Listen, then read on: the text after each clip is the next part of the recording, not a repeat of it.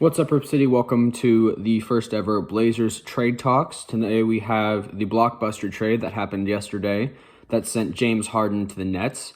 We're going to go over the details of what each team got and lost. I get a little bit lost when it comes to the picks, but I'm going to do my best. And I'm going to say who won the trade, who lost the trade, give it a grade, and then I'll go over what it means for the Portland Trail Blazers, which is the main focus of my channel at the moment. So it was a 4-team trade. It started out as a 3-team trade, but ended up being a 4-team trade because the Rockets and the Pacers swapped players.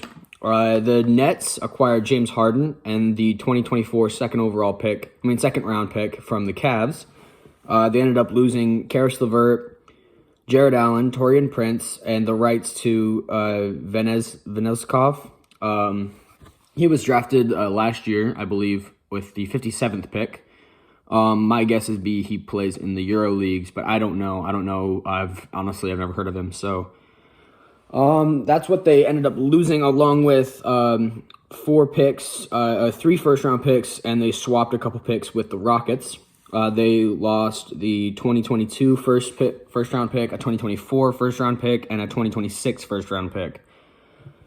They also had 4 pick swaps with the Nets. So that's a pretty big haul for the Rockets. That kind of sacrifices a little bit of the Nets' future.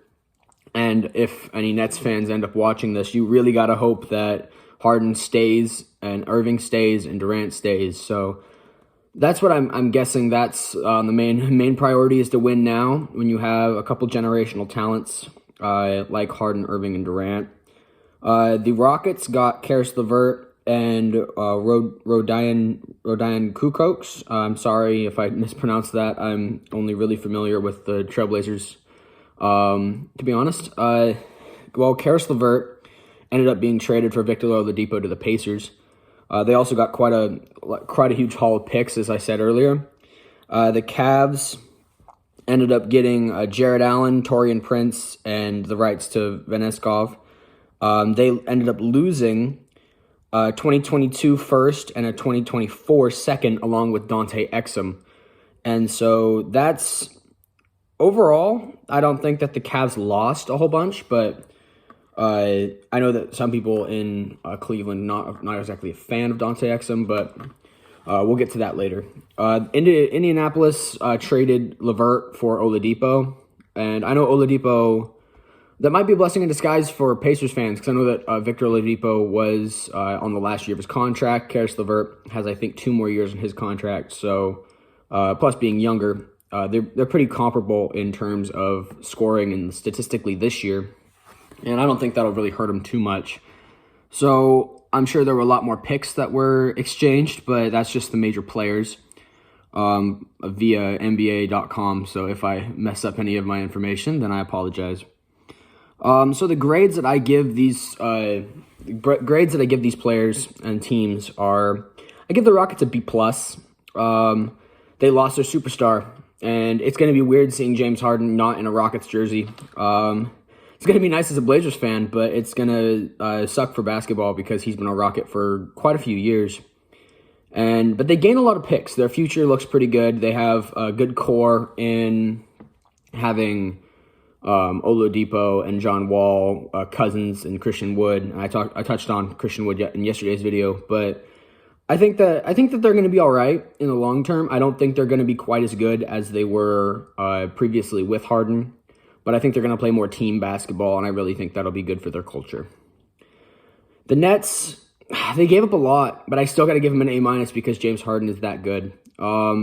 It's going to make it very difficult for teams to defend the Nets because Harden can shoot, Durant can shoot, and Irving can shoot. However, I worry about the Nets locker room. I know that Durant and Kyrie Irving can both be a little toxic in the locker room from what I've heard from NBA media and NBA Twitter and all that fun stuff. So I hear that those 3 can get a little toxic, and if you have more than a couple of toxic people in the locker room, it can completely shut down a team, which I think is what happened with Westbrook and Harden and CP3 and Harden. And he's put good players around him before, and I don't know if he's expecting to be the center of that offense or not, but I'd worried about that locker room a little bit, but I still got to give him an A- because they picked up a generational target in Harden. He's one of the best scorers ever, and I just can't see any problems with that yet. The Cavs, I give the Cavs a C+. They picked up Jared Allen and Taurean Prince, and the problem, or no, not Jared Allen, Taurean Prince. They picked up Jared Allen, and Taurean Prince. So I give them a C+. They have a lot of big men. They have Kevin Love. Now they have Allen, and I know they have JaVale McGee and Andre Drummond. So they have a lot of centers. If you have to play Kevin Love at the 3, you're going to have a couple problems. I know that Jared Allen came off the bench this year for DeAndre Jordan, so that's not a huge issue. But they just have so many centers. I'm guessing there's going to be a lot of trades coming out of Cleveland, coming up pretty soon. The Pacers, I give them an A-. They lost Oladipo, who was starting to become their second option behind Sabonis, who's really stepped up recently. And he only had 1 year on his contract. He probably wasn't going to stay anyway, so they're able to get a good player in his position that has more years left on his contract, a little bit younger, and plays very similarly. Plus is a pretty good defender. Karis LeVert's a pretty good defender. But I think the Pacers ended up doing pretty well in this trade, unfortunately. Another thing I have to say about the Nets is they gave up a lot of their bench. Karis LeVert brings a lot of scoring off their bench. Dinwiddie's already hurt, and Taurean Prince brought energy. And Jared Allen was their backup center. So, I mean, that's a lot to give up for James Harden. You got to really hope that his offensive potential levels out that. And if 2 of your stars get hurt, I don't think they're going to...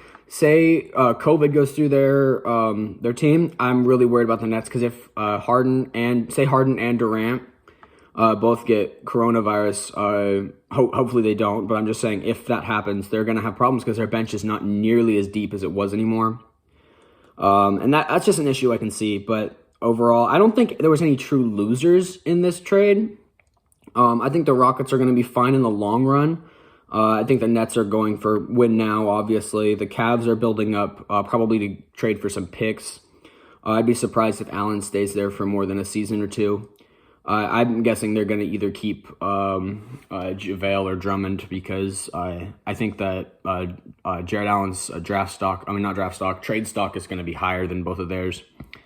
So that's what I think. Plus, the Pacers, I don't think they really lost anything. Oladipo was going to leave anyway, and I think Karis LeVert brings a pretty unique skill set.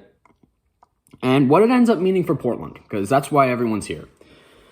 Overall, I don't see the Rockets as much of a threat anymore. I think that they're always going to be pushing in for that 8th seed, but I think that the Blazers are a significantly better team than they are now, just for lack of star power, and until...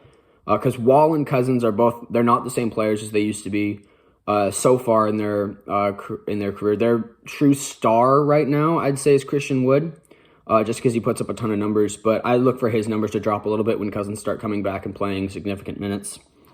And the Nets obviously got better, but their bench got a lot worse. So if the Blazers end up having to play the Nets in what would be the finals, I would worry about that because you'd have to put probably Robert Covington on Durant. Then you'd put Derrick Jones Jr. on Harden. And then you'd have to put either Dame or CJ on Kyrie. And I don't want to be too critical of Dame and CJ, but neither of them are great defenders. Dame's a better perimeter defender than CJ, in my opinion, but... That's just a hard trio to stop. I don't think it's quite as dangerous as KD, Steph, and Clay because they all work better off the ball. But I'd just be worried about that. They're a pretty good team. If I was the coach, which I'm not, but if I was the coach playing the Nets, I would try and do my biggest points push when their bench unit's in the game, or maybe when it's Harden in the bench or Kyrie in the bench because neither of those two are pretty good defenders either. So they got a lot better. Cavs, they're the Cavs. Darius Garland and Colin Sexton are playing pretty well, but you got to take care of them. Their front court's exploitable. They have a lot of big men, and none of them, other than really Kevin Love, can shoot the three ball very well. So, really, realistically, you just got to spread them out. That's what I think. And then Indy just got better. I still don't see them as a legitimate threat. I think that they can hang 2 games on a team, but I don't see them as being able to absolutely throttle somebody. Those words will probably come back to bite me before the end of the night because the Blazers play the Pacers tonight. Still unclear as to whether LeVert will play tonight or not, but I think that Portland will be a solid 4 or 5 seed this year. Any lower, that would be kind of disappointing for me. I'd see the Rockets as a 7-8, possibly a 9. So, plus, you really don't know about this season because of the coronavirus issue. Any team can go down. You can see that with Miami and Boston. You got Tatum and Butler both out just because of a few tests, and Zion's out for COVID. So you really never know. This year's going to be crazy. So that's my opinion on the Blazers trade. What the Blazers have to be interested in the trade involving James Harden. So that's what I think. So go Blazers.